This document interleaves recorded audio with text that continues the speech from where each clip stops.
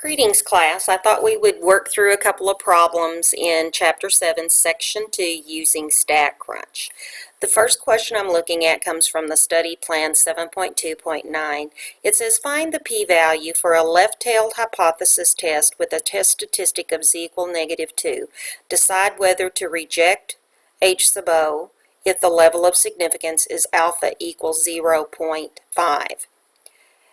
Now, I want to show you a place in your textbook on page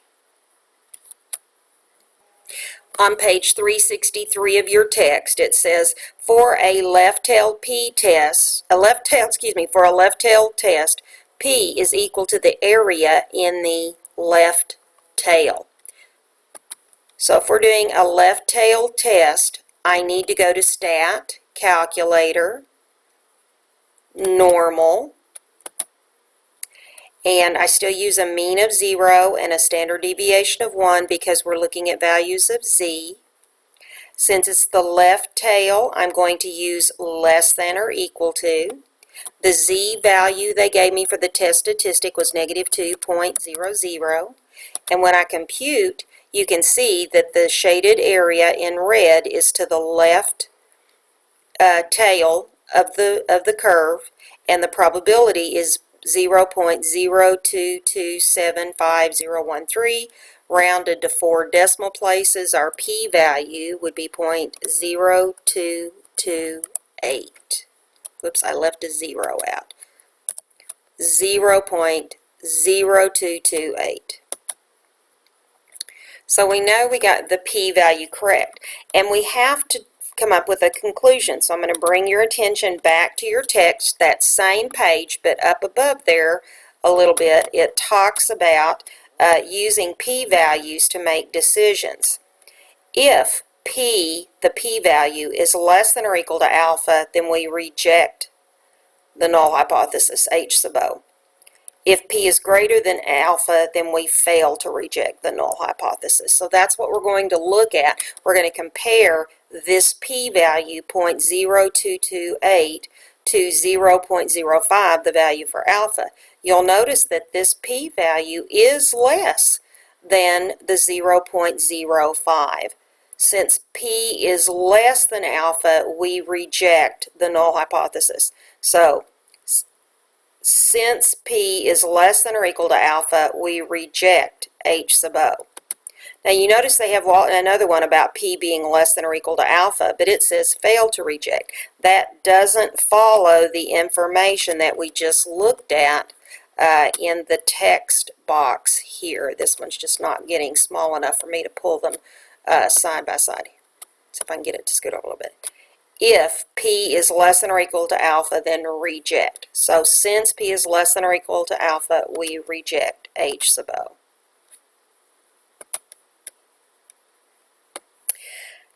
I don't believe that there is one of this type of problem in your homework, but I think it's important for us to look at this particular problem because it's a two-tailed test with a test statistic of z being -1.61. If you refer back to your text on page 363, the one we were looking at earlier, I'm sorry, it got off of that page.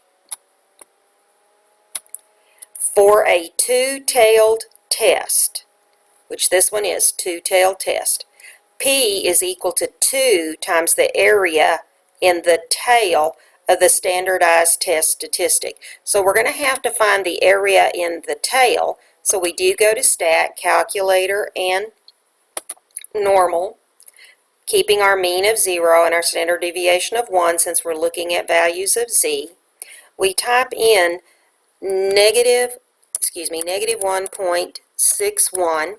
Since we're on the left side of the mean, we're on the left side of the curve, we want less than or equal to. We're going to click compute, and the area in the tail for that test statistic is 0.05369, which if we take that 0.05367 rounded to 4 places and multiply that by 2 because it's a two-tailed, we get 0.1074. 0.1074. And then it wants us to decide whether we reject or fail to reject. Well, let's check the p-value to our alpha. Is 0.1074 less than or equal to 0.02? And the answer is no, it's not. P is greater than alpha, so we fail to reject. The next question, similar to one you might see in your homework, is 7.2.19. It says find the critical values for a left-tailed z-test with alpha equals 0.05. Now, since this is a left-tailed z-test, then when I'm looking at this alpha value, I want to know what's the z-value that would be on the boundary of that area. So I go to Stat, Calculator, Normal, still using my mean of 0 and my standard deviation of 1. I do want a left tail, it says left-tailed z-test, so I do want less than or equal. The alpha value is 0.05, and so when I compute, this red area here is equal to 0.05, and so the boundary for that tail, the edge where I would these values would be acceptable, I would reject if I get into the other area, would be negative 1.644 to 2 decimal places.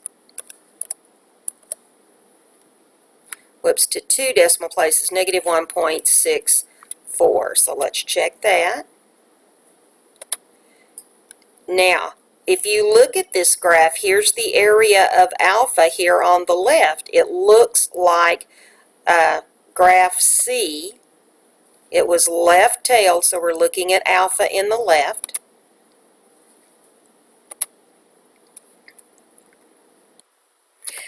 Now, finding the critical values in the rejection region for a two-tailed test is a little bit different because StatCrunch will only allow us to find the area between the two values, not the areas on the outside.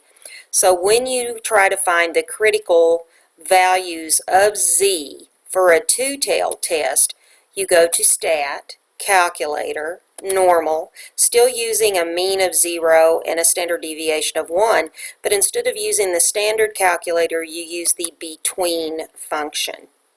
Now, I want the little pieces on the ends of the curve that are going to be in white to total 0.08. So the area in red would be 1 minus that. 1 minus 0.08 is 0.92. So I want 0.92 to be the area of the curve. So this is the area where things are perfectly fine. The boundaries occur at negative 1.7507 and positive 1.7507, and these little white areas, if you were to put those two probabilities together, you would get alpha equal 0.08. So the critical values are, to 2 decimal places are negative 1.75, then put a comma, and on the positive side is 1.75. Now here's where you might run into some issues because this graph in StatCrunch is just backwards from what you're looking for the rejection region. So in this case, because of the between working the way it does, these are the areas or anything within these probabilities here would be perfectly fine. It's when they get out on these ends where you have a rejection region.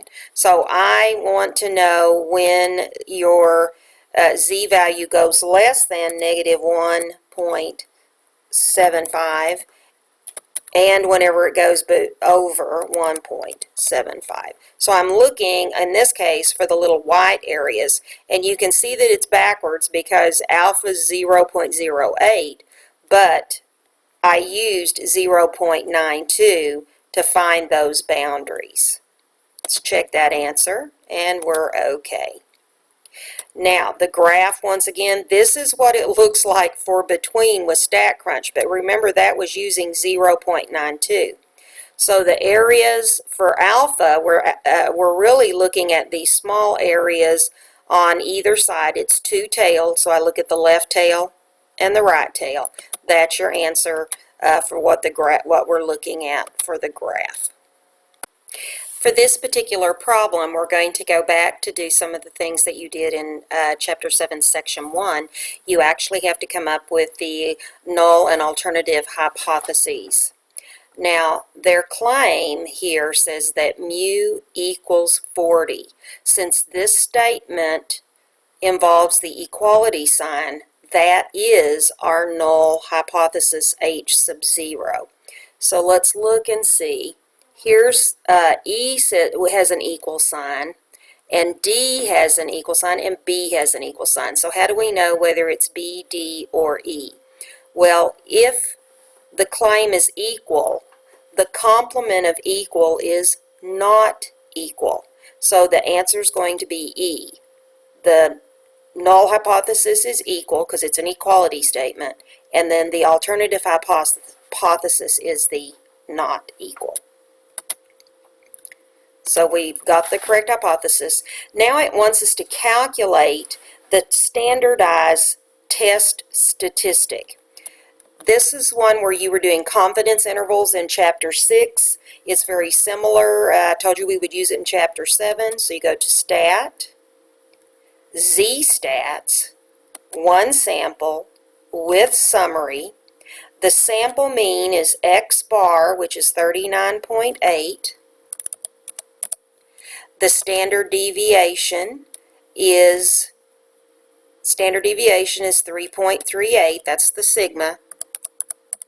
The sample size is N, which is 73. Now this time you are doing a hypothesis test. The value for the mean, mu, equals 40. And our alternative hypothesis is not equal. Those are the complements. And I'm going to go ahead and store this data in the output table so you can see it there. It says that the Z-statistic, Z-stat, is negative 0.50556. And they only want 2 decimal places, so that's negative 0.51. So let's check that. Then it wants us to find the critical values. Now, I'm just going to reiterate what we just did. We did stat and Z-stats with summary to do the hypothesis test. That is the standardized test statistic. To find the critical values, you go back to like you did early in Chapter 5, stat, calculator, normal. This is, since it's equal versus not equal is a two-tailed test. So I'm going to do between. My alpha is 0.02. Since I'm doing between, I have to subtract that from 1. 1 minus 0.02 would be 0.98. So I'm going to put in an area of 0.98, compute, and I get a negative 2.326 and a positive 2.326. And you see they have this plus minus sign. That will take care of the positive and negative. So all I have to type in is how many decimal places? 2 decimal places, 2.33. Now, we have to decide whether to reject or accept. The test statistic is negative 0.51. So I'm going to, negative 0.51 is right about here on the graph. It's right there in that nice red area, which is acceptable. we would have to be way out here at negative 2.33 or